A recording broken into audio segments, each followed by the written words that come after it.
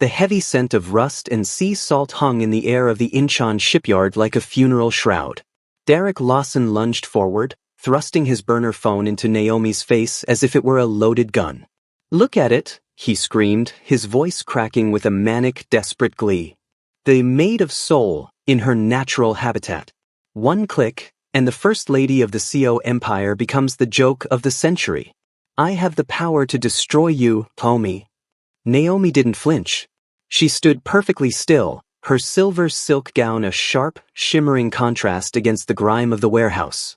For a heartbeat, the only sound was the distant, rhythmic crashing of the waves against the hull. Then, Naomi did something Derek never expected. She laughed. It was a low, melodic sound that chilled the air more than the winter wind. Derek stared at her, his jaw dropping as the broken maid he expected to see failed to appear. He had no idea that the woman standing before him wasn't hiding from her past, she was wielding it like a blade. He had no idea that while he was plotting a blackmail scheme in a cramped, nicotine-stained room, Naomi was already in the CEO's office, writing the headlines herself.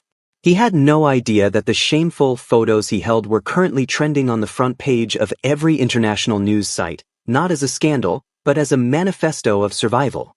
He certainly had no idea that the silent, red light blinking on the smoke detector above his head was broadcasting his every desperate word directly to a team of global investigators.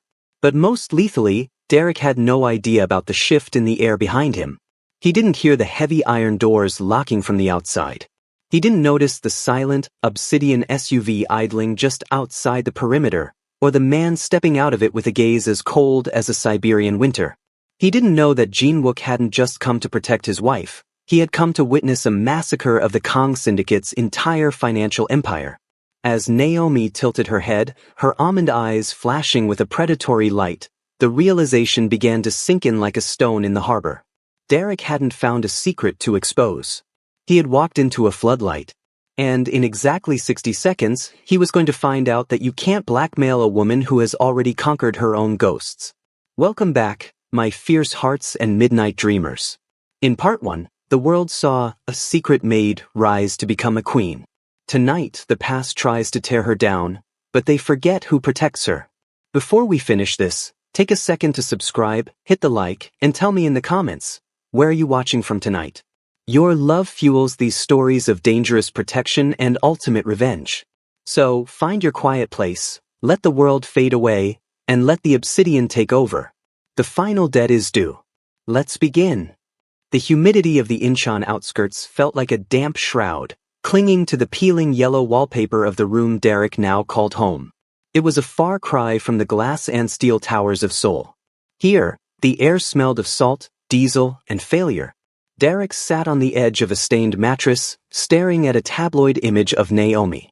She was radiant, draped in emerald silk, standing beside a man who looked like he could command the sun to rise. The sight of her happiness was a jagged blade in Derek's gut. He remembered her scrubbing floors. Now, she was the woman the world bowed to. "You're just a maid," he rasped, his voice cracked from months of isolation. "You're nothing." A heavy, rhythmic pounding at the door startled him. Before he could move, the lock surrendered, and 2 men in slate-gray suits stepped into the squalor. They didn't look like Jin-wook's polished enforcers. They were sharper, colder, men who belonged to the Kong Syndicate, the only family with enough blood on their hands to rival the CO Empire. The lead man, a tall figure with a scar slicing through his eyebrow, surveyed the room with visible revulsion. He kicked a discarded ramen cup out of his path and looked at Derek. "Mr. Lawson," he said, his voice as dry as bone. "You look like a man who has lost everything but his grudges." Derek recoiled, his hand instinctively touching the faint, aching scar on his jaw. "Who sent you?" "People who find Jin-wook's First Lady a bit too perfect," the man replied, dropping a thick dossier onto the rickety table. Inside were blurred photos of Naomi in Atlanta, tired, wearing a uniform, carrying groceries for people who didn't know her name. "The chairman has built a pedestal for her. We want you to help us pull it down. Tell us every dirty secret, every debt, every moment of her shameful past." A slow, toxic grin spread across Derek's face. He had no money and no future, but he had the one thing that could still burn Naomi to the ground. the truth of where she came from. "I'll give you everything," Derek whispered, his eyes gleaming with a newfound, desperate light. "I'll make sure the whole world knows exactly what she used to be." The sanctuary of the Cartercio Foundation was usually a place of peace for Naomi, a glass-walled haven where she felt she finally held the reins of her own destiny. But lately, the sunlight streaming through the floor-to-ceiling windows felt exposed, and the quiet hum of the office seemed to hide a jagged edge. As she reviewed grant applications for the new housing project, a cold prickle of unease settled at the base of her neck. She looked up, her gaze sweeping the bustling street below, but saw only the usual flow of Seoul's midday traffic. Still, the feeling remained, a heavy, invisible weight, as if a lens was trained directly on her heart. She tried to shake it off, adjusting the heavy platinum band on her finger as a grounding ritual, but her movements were tight and restless. When she returned to the penthouse that evening, she didn't have to say a word. Jin-wook was standing by the window, the city lights reflecting in his dark, impenetrable eyes. He watched the way she lingered at the door, the way her eyes darted toward the shadows of the hallway before she set her bag down. He saw the subtle tremor in her hands as she poured a glass of water, a ghost of the woman who had once lived in a state of constant, quiet terror. "You're far away tonight, Naomi," he said, his voice a low, soothing anchor. He crossed the room, placing a steadying hand on her waist, drawing her into his warmth. She leaned into him, her breath hitching. "I'm just tired," she lied softly, not wanting to admit that the shadows felt like they were reaching for her again. "It's probably nothing."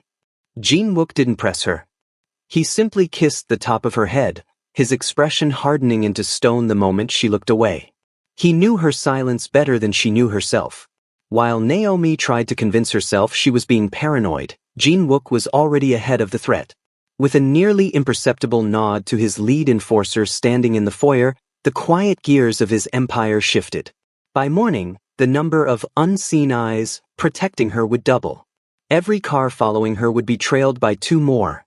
Every corner she turned would be cleared before her foot touched the pavement. He wouldn't tell her and risk fracturing her hard-won sense of freedom, but he would turn the city into a fortress around her. If the shadows wanted to watch her, they would have to face the monster that owned them. The morning sun filtered through the sheer curtains of the penthouse, casting long, elegant shadows across the marble floors. It was a day that should have felt like a triumph. The Foundation's latest project had just been approved, but the air in the room felt suddenly thin. On the obsidian console table in the foyer sat a single, heavy cream envelope. It bore no postmark, no return address, and no name, yet it commanded the space with a sinister gravity. Naomi picked it up, her fingers trembling slightly as she broke the wax seal. Inside was a single, glossy photograph. It wasn't the high-definition, regal imagery the public was used to seeing. This was grainy, taken from a distance years ago in Atlanta. In the photo, Naomi was dressed in a faded, ill-fitting maid's uniform, her shoulders slumped with exhaustion as she hauled heavy trash bags to a curb. Her face was etched with a weariness that she had fought so hard to bury. Across her younger, tired face, words had been scrawled in thick, aggressive black ink. "Never forget where you came from." The paper fluttered from her hand, hitting the floor like a physical blow. The room seemed to spin, the luxury of her current life suddenly feeling like a fragile glass house. The ghost of the woman in the photograph, the woman who had been invisible, belittled, and broken, rushed back to inhabit her skin. She felt the phantom sting of old insults and the cold weight of the poverty she had escaped. "Naomi!" Jin-wook's voice sliced through the ringing in her ears. He had entered the room with his usual silent grace, but his eyes immediately locked onto the fallen photograph. He moved with the predatory speed of a man who sensed blood in the water. Picking up the picture, he took in the image and the hateful script in a single, cold glance. He didn't flinch, but the muscles in his jaw tightened until they looked like cords of iron. He looked at the photo, then at his wife, whose breath was coming in shallow, panicked hitches. He didn't offer empty platitudes. He simply walked to her, took her face in his hands, and forced her to look at him. His eyes weren't filled with pity, but with a terrifying, absolute promise of retribution. The warning had been sent, but the sender had no idea that they hadn't just insulted a woman. They had just invited a god of war into their living room. Jin-wook did not shout, And he did not break the furniture. His anger had always been a deep-sea current, silent, invisible, and capable of crushing anything that descended into its depths. He stood in his private study, the lights dimmed to a soft amber, staring at the digital readout on a secure monitor. His team had traced the envelope's origin within the hour. The news that Derek Lawson had crawled back into Korea, backed by the Kong Syndicate, should have been an affront. Instead, it was a tactical error that Jin-wook intended to exploit with surgical precision. To Jin-wook, Derek was no longer a man. He was a symptom of a larger infection that needed to be cauterized. He pulled up the Kong Syndicate's financial portfolio, his eyes scanning the intricate web of shell companies and offshore accounts. The Kangs thought they were using Derek to bait him, but they had made the fatal mistake of underestimating what Jin-wook was willing to destroy to keep Naomi's peace intact. He picked up a burner phone and dialed a number that hadn't been used in 3 years. "Begin the short sell on Kong Logistics," he commanded, his voice as steady as a heartbeat. "I want their stock to bleed out by the opening bell. And find the foreman at their Incheon shipyard. Every man has a price, and if he doesn't, find out what he loves." This was the war mode that had made him a legend in the Seoul underworld, a cold, calculating stillness that preceded total annihilation. He wasn't going to just hit them, he was going to erase the foundation they stood on. He watched the data streams flicker across his face, his mind already 3 moves ahead. While Derek was likely celebrating his petty warning in some back alley bar, Jin-wook was orchestrating a collapse that would leave the Kong family begging for the mercy of a prison cell. He would not tell Naomi the details. He would not let the soot of this battle touch her white silk carpets. He would simply remove the threat from the map, ensuring that by the time he was finished, the name Derek Lawson would be nothing more than a footnote in a history of losers. The shimmering chandeliers of the Latte Hotel ballroom cast a deceptive glow over the evening's festivities, the air thick with the scent of expensive perfume and the sharp clinking of crystal. Naomi moved through the crowd with the practiced grace of a queen, her arm tucked securely into Jin-wook's. She wore a gown of structured silver lame that made her look like a living blade, but beneath the surface, the memory of the photograph still felt like an open wound. She could feel the predatory gaze of the room, the way the elite watched her, waiting for a single crack in her royal facade. Jin-wook was a silent, looming presence at her side, his eyes scanning the room with the cold detachment of a predator in his own territory. They were stopped near the center of the floor by a group of investors, but the circle was quickly breached by a woman holding a digital recorder, her press badge swinging with a frantic energy. She wasn't one of the regular society reporters. There was a jagged, hungry light in her eyes that signaled a different kind of intent. "Mrs. Seo," the woman interjected, her voice cutting through the soft orchestral music like a serrated edge. "There are rumors circulating on the international blogs regarding your life before the chairman. Some say you weren't just a student in Atlanta, but that you were actually working as a common domestic maid for the very people your foundation now claims to empower. Tell us, does it feel hypocritical to play the philanthropist when you used to scrub the floors of the people you now look down upon?" The ballroom fell into a suffocating, crystalline silence. The whispers died instantly as heads turned, the socialites leaning in with a sick, voyeuristic curiosity. It was a calculated strike, designed to strip Naomi naked in front of the only people whose opinions were supposed to matter. Naomi felt the blood rush to her ears, the phantom scent of lemon ammonia and the ache of tired feet threatening to overwhelm her. For a heartbeat, she wasn't the First Lady of Seoul. She was the invisible girl in the faded uniform, discarded and small. Beside her, she felt Jin-wook's body go rigid, the temperature around him dropping to sub-zero as his hand tightened almost imperceptibly on hers. The trap had been sprung, and the entire city was watching to see if the queen would crumble. The silence in the ballroom was brittle, a frozen moment where the elite of Seoul held their collective breath.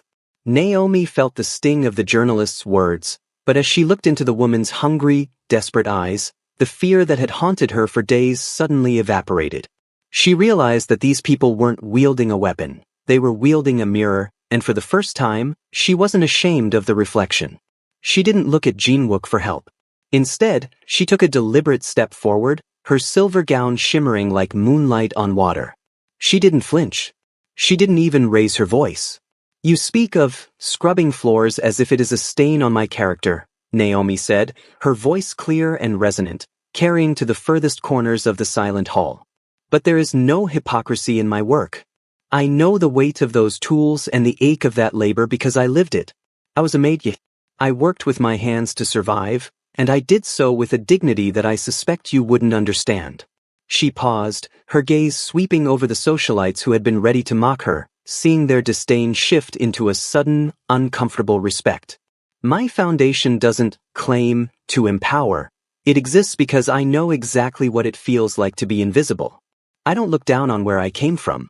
I look back at it as the forge that made me strong enough to stand here today. If you intended to shame me with the truth of my hard work, you have failed. You have only reminded me why my mission is so necessary. A soft, hesitant ripple of applause started at the back of the room and grew into a steady roar. The journalist withered under the sudden, icy glares of the very elite she had tried to entertain. They saw her now not as a truth-teller, but as a crude instrument of a failing rival. Jean Wook's hand returned to the small of Naomi's back, his expression unreadable to the crowd, but his eyes burned with a fierce, quiet pride. The Kangs had tried to use her past as a cage, but Naomi had just turned it into a throne. The roar of the gala's applause had long faded, but in the dim, nicotine-stained light of his hideout, Derek Lawson heard only the sound of his own heartbeat. He paced the small room like a caged animal, his mind twisting Naomi's triumph into a personal insult.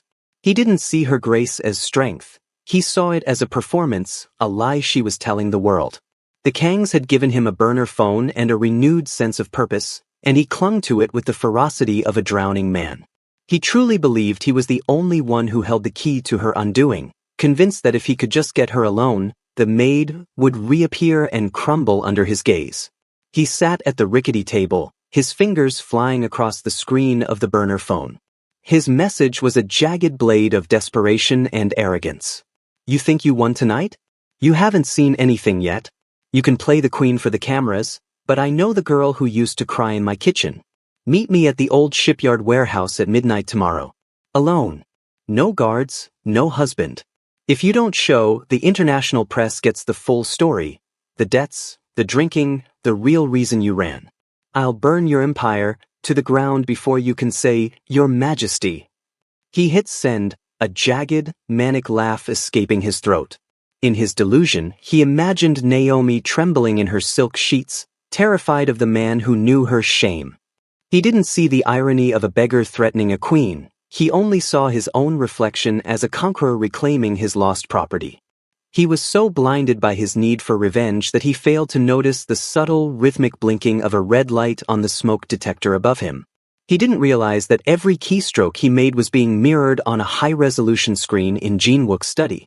Derek thought he was setting a trap, but he was merely walking deeper into the dark, unaware that the king was already standing at the exit, waiting to turn out the lights.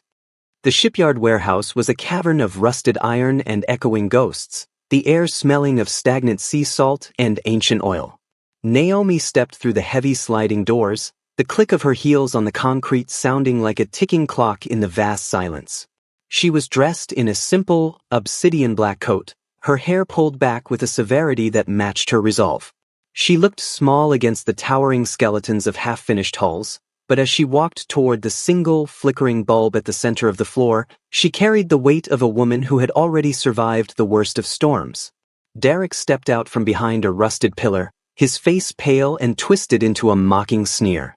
He looked haggard, a sharp contrast to the polished man she had once feared.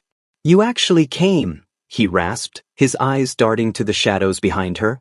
I told you to come alone. No bodyguards. No husband to hide behind. I am alone, Derek, Naomi replied, her voice steady, lacking even a tremor of the fear he craved. She stopped 10 feet away, the space between them an ocean of dead history. I didn't come because I'm afraid of your threats. I came because I wanted to see the man who thinks he can still hurt me. Derek took a step forward, his hands trembling with a mix of rage and desperate adrenaline. I can destroy you, Naomi. One phone call and your perfect life becomes a joke. You're just a maid who got lucky. Naomi didn't flinch. She didn't even blink. I wasn't lucky. I was resilient. And the woman you think you know, the one who would have cowered when you raised your voice, She died a long time ago. You have nothing but a handful of old photos and a heart full of rot. She watched him, her gaze cool and analytical. She knew that every word they spoke was being transmitted directly to Jinwook, who was positioned in a blacked-out SUV just 300 yards away, his finger hovering over a tactical deployment screen. She wasn't a victim walking into a trap, she was the bait in a much larger cage. For the first time, looking at Derek's frantic, hollow eyes, she didn't feel hatred. She felt a profound, chilling pity. He was a ghost trying to haunt a woman who had already moved into the light. Derek lunged forward, his face contorting as he brandished the burner phone like a weapon. I have the press on speed dial, Naomi. One click and the headlines will read, The Maid of Soul. Your foundation, your husband's reputation, I'll tear it all down. Give me the money, or I'll make sure you can never show your face in this city again. He waited for the familiar flinch, the desperate plea, the tears he had feasted on for years. Instead, a soft, melodic sound echoed through the hollow warehouse. Naomi was laughing. It wasn't a laugh of hysteria, but one of genuine, cold amusement. She looked at him as if he were a ghost who hadn't realized he was dead. You're always so far behind, Derek, she said, her voice cutting through the damp air. Did you really think I'd sit in my penthouse waiting for a coward like you to strike? She reached into her coat and pulled out her own device, turning the screen toward him. It was a live feed of an international news site. The headline was bold and unyielding, From Shadows to Silk, the true story of Naomi Cartercio. Below it was an exclusive, long-form essay written by Naomi herself, detailing every floor she had scrubbed, every hardship she had endured, and every ounce of strength it took to survive men exactly like him. I released the story an hour ago, Naomi said, her eyes flashing with a predatory light. The world already knows. They aren't mocking me, Derek, they're inspired. My shame is now my greatest asset. I've turned your only weapon into my greatest strength. You have nothing left to expose because I've already stepped into the light. Derek's hand dropped, the burner phone suddenly feeling like a useless piece of plastic.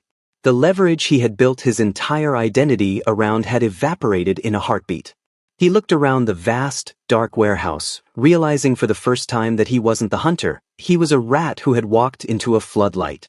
Naomi took a final step toward him, her presence overwhelming the space. You didn't just lose your power over me, Derek, she whispered. You lost your purpose. Now look behind you. Derek spun around, his heart hammering against his ribs like a trapped bird.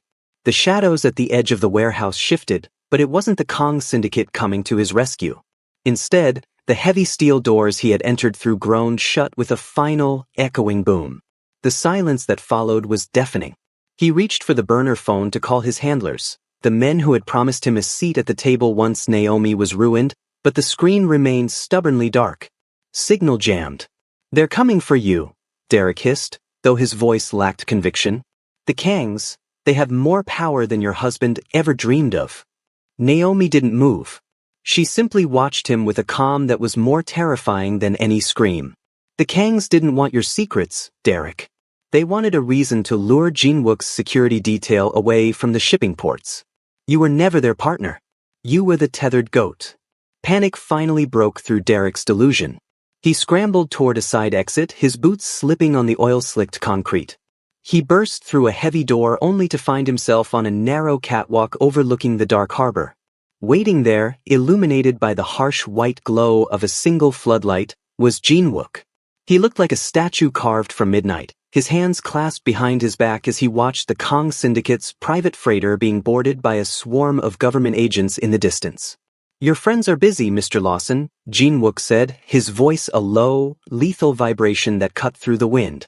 While you were playing at blackmail, I was handing the authorities the coordinates for the Kang's illegal cargo. They didn't use you to lure me out. I used you to keep them distracted while I dismantled their entire operation. Derek looked back at Naomi, then at the abyss of the harbor below. He realized with a sickening jolt that he was utterly alone. The Kangs had discarded him like trash the moment the first siren wailed, and Jinwook had let him play his hand just to ensure the trap was inescapable. Bert had been caught in a maze of his own making, and the walls were finally closing in. The cold wind of the harbor whipped around Jin-wook's coat as he pulled a slim, custom tablet from his pocket. The screen flickered with the chaotic red and green of a crashing market. For the Kong Syndicate, the night wasn't just a tactical failure, it was a total economic eclipse. Jin-wook had spent months planting seeds of doubt within their board of directors, and now, with their illegal shipments seized and their leadership in handcuffs, he was ready to harvest. "Watch," Jin-wook commanded, his voice devoid of heat. He turned the screen toward Derek, who stood trembling on the edge of the catwalk. With a few precise taps, Jin-wook initiated a series of pre-programmed, high-frequency trades. The Kong family's legacy, built on decades of corruption and intimidation, began to dissolve in real time. Their stock plummeted into a freefall as Jin-wook's shell companies moved in like a school of sharks, snapping up every devalued share. By the time the sun rose, the Kong Syndicate would no longer exist. Their assets, their real estate, and even the very shipyard they stood in would belong to the CO Group. Derek watched the numbers spiral toward zero, the reality of his insignificance finally sinking in. The powerful men who had promised him a life of luxury were being wiped off the map by a man who hadn't even broken a sweat. The Kangs were being stripped of their titles and their bank accounts, reduced to the same state of wretchedness they had used to entice Derek. "You thought they were your salvation," Jin-wook said, tucking the device away as if he had just finished a mundane chore. "But they were just another debt I decided to collect. They are penniless, Derek. Just like you. There is no one left to call. No one to pay for your silence, and no one to protect you from what comes next." The silence that followed was absolute. The empire that had emboldened Derek's malice had been dismantled with the stroke of a key.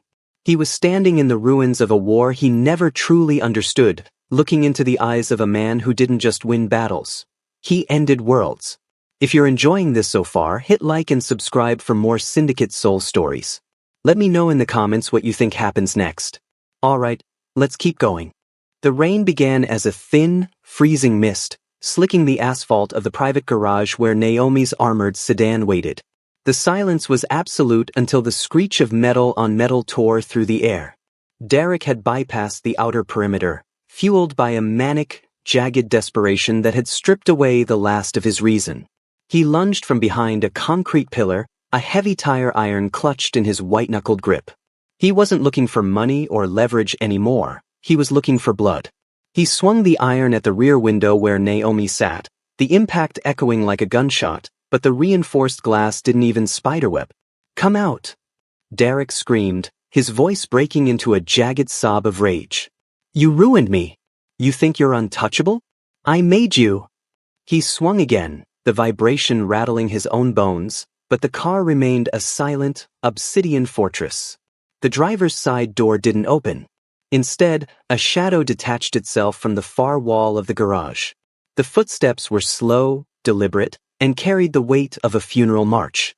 Jin-wook stepped into the harsh fluorescent light, shedding his overcoat and tossing it onto the hood of a nearby car. He didn't signal his guards to intervene. He didn't reach for a weapon. He simply unbuttoned his cuffs and rolled his sleeves with a terrifying, surgical calm. Derek spun around, the tire iron raised, but his bravado withered as he looked into Jin-wook's eyes. There was no corporate coldness there now, only a raw, primal promise of pain. "You touched her once," Jin-wook said, his voice a low, lethal hum. "I let my men handle the first debt. This one belongs to me." Derek lunged, a clumsy, desperate arc of steel, but Jin-wook moved like smoke.